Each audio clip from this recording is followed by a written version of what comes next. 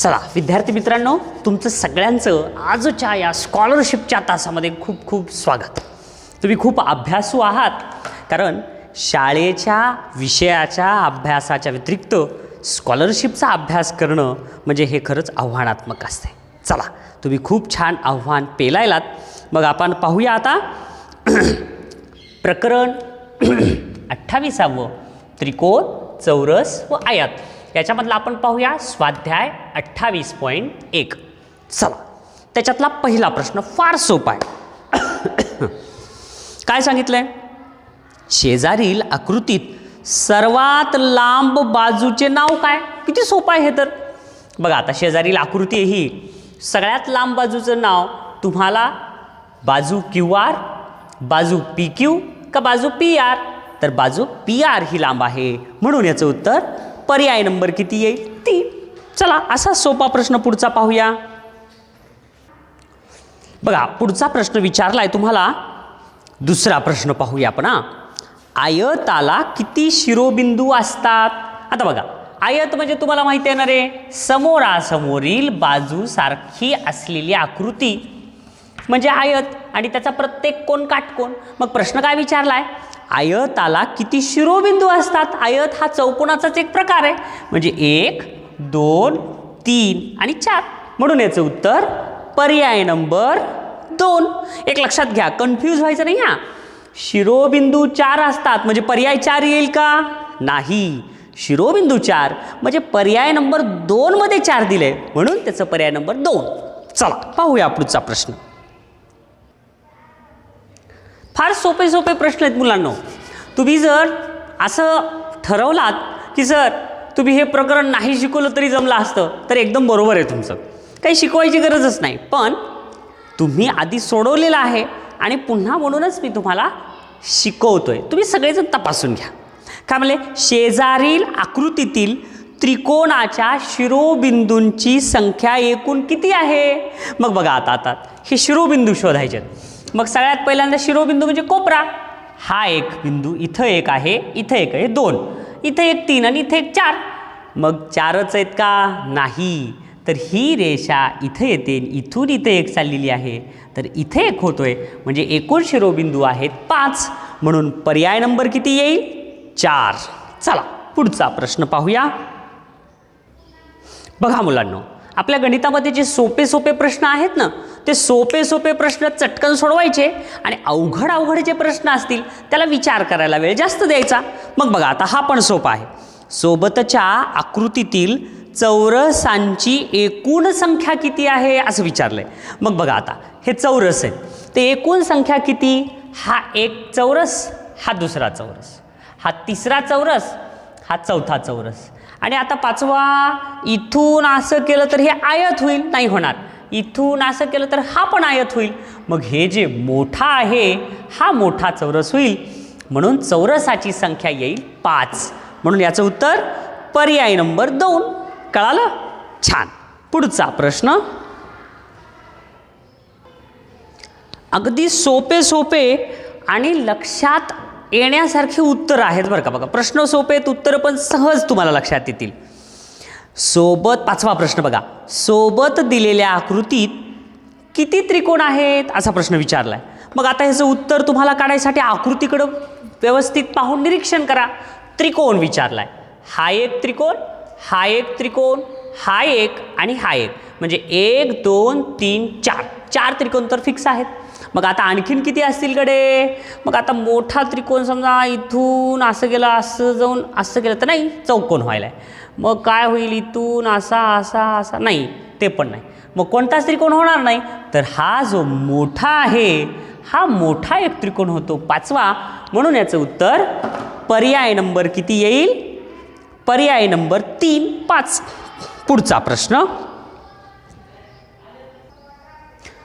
अर्धा प्रश्नाचं उत्तर हे तुम्ही प्रश्न नीट वाचलात की तुम्हाला येतं. बघा बघा, कितवा प्रश्न आहे आपला? आता 6वा प्रश्न. सोबतच्या चौरसात शिरोबिंदू Aच्या समोरील शिरोबिंदू कोणता? आता किती सोपा आहे प्रश्न. समोरील शिरोबिंदू सांगायचं किती सोपा आहे. मग शिरोबिंदू Aच्या समोरचा शिरोबिंदू कोणता येईल? P, म्हणून याचं उत्तर पर्याय नंबर किती येईल बेटा? राईट, पर्याय नंबर 1. छान. पाहूया पुढचा प्रश्न. बघा मुलांनो, 7वा प्रश्न फार छान आहे, निरीक्षण करायचं सूक्ष्म. 7वा प्रश्न काय सांगितलंय? सोबतच्या आकृतीतील किती त्रिकोणांचा शिरोबिंदू पी आहे असं म्हणले. मग किती त्रिकोणाचा शिरोबिंदू पी आहे हे पहा. मग पहिल्यांदा काय करायचं? आता पी शिरोबिंदू कुठे हे शोधा. हे पी शिरोबिंदू इथे. मग आता या पी शिरोबिंदू किती त्रिकोणाचा आहे? तर हा एक त्रिकोण, नंतर हा एक त्रिकोण, बरोबर आहे, दिसायला आहे तुम्हाला. हे बघा हा त्रिकोण, या त्रिकोणाचा शिरोबिंदू पी आहे. त्याच्यानंतर हा त्रिकोण, याही त्रिकोणाचा शिरोबिंदू पी आहे. आणि त्याच्यानंतर कोणता असेल रे? हे बघा हे एक त्रिकोण दिसायलाय का? हा त्रिकोण दिसायलाय. 1 2 3. मग 3च आहे का उत्तर? आणखीन एक कोणता आहे? मोठा त्रिकोण पी क्यू आर, म्हणजे हा चौथा त्रिकोण. आणि आणखीन एक कोणता आहे का? त्रिकोण पी एस आर. म्हणजे किती त्रिकोण झाले? 5. 1 2 3, हा मोठा एक 4 आणि ते 5. म्हणून याचं उत्तर पर्याय नंबर किती येईल? 4. पुढचा प्रश्न बघूया मुलांनो. 8वा प्रश्न काय सांगितले? 8व्या प्रश्नात सोबत दिलेले 4 बिंदू एका वेळी प्रत्येकी 2 बिंदू घेऊन क्रमाने जोडले तर कोणती आकृती तयार होईल? आता 2 बिंदू घेऊन जोडायचे एका वेळी. म्हणजे ह्या बिंदूची आणि ह्या बिंदूची एक जोडी लावू, पुन्हा ह्या बिंदूची आणि ह्या बिंदूची जोडी लावू, पुन्हा ह्या बिंदूची आणि ह्या बिंदूची एक जोडी लावली आणि नंतर इकडून इकडे एक आलं. म्हणजे आता 4 शिरोबिंदू मिळाले, म्हणजे 4 बाजू पण मिळाले. मग 4 शिरोबिंदू आणि 4 बाजू असलेली आकृती कोणती होईल? चौकोन. म्हणून याचं उत्तर पर्याय नंबर 3 चौकोन येईल. चौरस होणार नाही, कारण चौरसाची गुणधर्म यामध्ये नाही आहेत. पुढचा प्रश्न बघा मुलांनो.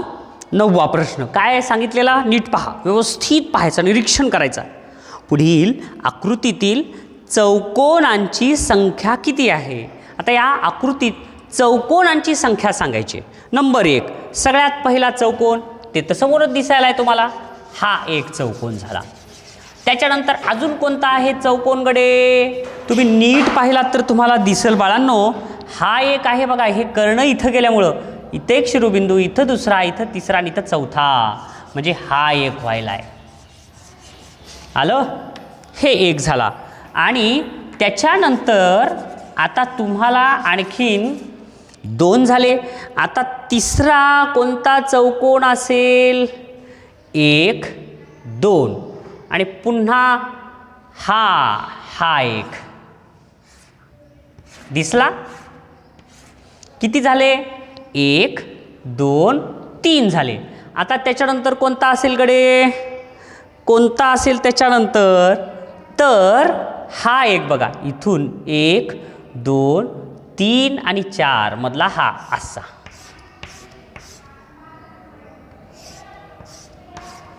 दिसलं? हा एक चौकोन. म्हणजे किती झाले?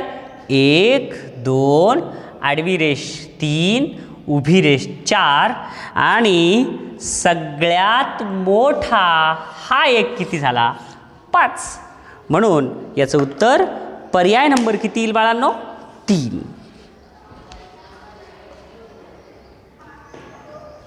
बघा 10वा प्रश्न काय सांगितले? प्रश्न व्यवस्थित वाचा आणि समजून घ्या. पुढील विधानांपैकी कोणते विधान चुकीचे आहे हे ठरवायचे तुम्हाला. मग आता सगळ्यात पहिलं विधान काय सांगितलंय? त्रिकोणाला 3 बाजू व 3 शिरोबिंदू असतात. आता हा त्रिकोण आहे, त्रिकोणाला 1 2 3 बाजू आणि 3 शिरोबिंदू असतात. हे तर बरोबर आहे. आपल्याला चुकीचं विधान शोधायचं आहे. चौरसाच्या सर्व बाजूंची लांबी समान असते. आता चौरस आहे बघा, हे चौरसाच्या सर्व बाजूंची लांबी समान असते. एकदम बरोबर आहे. चौरसाच्या 4ही बाजू सारख्या असतात. मग आपल्याला चुकीचं विधान शोधायचं हे पण नाही. तिसरं, आयताच्या समोरासमोरील बाजू समान लांबीच्या असतात. हे आयत आहे. मग आयताच्या समोरासमोरील बाजू समान लांबीच्या असतात. अरे हे पण बरोबर आहे. मग आता उत्तर कोणतं येईल? तर चौरसाचे सर्व कोन लघुकोन असतात. हे चौरस, जे चौरस असते त्याच्या सर्व बाजू सारख्या असतात आणि त्याचे सर्व कोन काटकोन असतात. पण इथं काय दिलेलं आहे? तर लघुकोन. म्हणून पर्याय नंबर 4. पुढचा प्रश्न पाहूया मुलांनो. पुढचा प्रश्न कितवा प्रश्न आहे आता? हा 11वा प्रश्न. बघा काय सांगितलंय? सोबतच्या आकृतीतील आयतांची संख्या किती? आता तुम्ही ती बाजूची आकृती पाहिला तर तुम्हाला लक्षात येईल की तुम्हाला वाटेल हे तर चौरस वाटायला आहे, पण नाही, किंचित फरक असतो आणि तो आयतच आहे. तर आयतांची संख्या किती? फार सोपा आहे. हा किती झाला? पहिला. हा किती झाला? दुसरा. हे तिसरा आणि चौथा. एवढं तर समजलं. पुन्हा हा एकूण एक इतका मिळून किती झाला? 5वा. हा इथून इतका मिळवला किती झाला? 6वा. आणि आता बघा त्याच्यानंतर काय? ही इथून इतका, हे कितवा झाला? 7वा. आणि हा कितवा झाला? 8वा. आणि सगळ्यात मोठा कितवा झाला? 9वा. आहे का नाही सोपं? म्हणून याचं उत्तर पर्याय नंबर 3.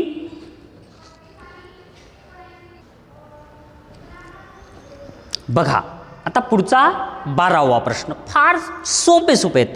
फक्त प्रश्न दमानी वाचा, आकृतीचं निरीक्षण छान करा. सोबतच्या आकृतीतील त्रिकोणांच्या शिरोबिंदूंची संख्या किती? आता त्रिकोणांचे शिरोबिंदू म्हणले. मग आता त्रिकोणांचे शिरोबिंदू म्हणजे तुम्हाला माहीतच आहे कोपरा. मग आता किती कोपरे आहेत नीट पहा बरं. यामध्ये तुम्ही नीट लक्ष करून बघितला तर तुम्हाला लक्षात येईल. हा एक शिरोबिंदू, इथं 1, नंतर इथं झाला 2, हे इथं 3, इथं 4. आता हे कुठं झालं आहे? हे त्रिकोण आहे ना, हे एक त्रिकोणच आहे. ह्याचा शिरोबिंदू 1. आणि हे शिरोबिंदू कुठून आला? असा त्रिकोण आहे म्हणून शिरोबिंदू. म्हणजे किती झाले? 1 2 3 4 5 आणि इथला एक 6. म्हणून याचं उत्तर पर्याय नंबर किती येईल? 2. पाहूया पुढचा प्रश्न. बघूया आता शेवटचा प्रश्न 13वा. पुढीलपैकी असत्य विधान कोणते? मग आता असत्य विधान कोणतं आहे?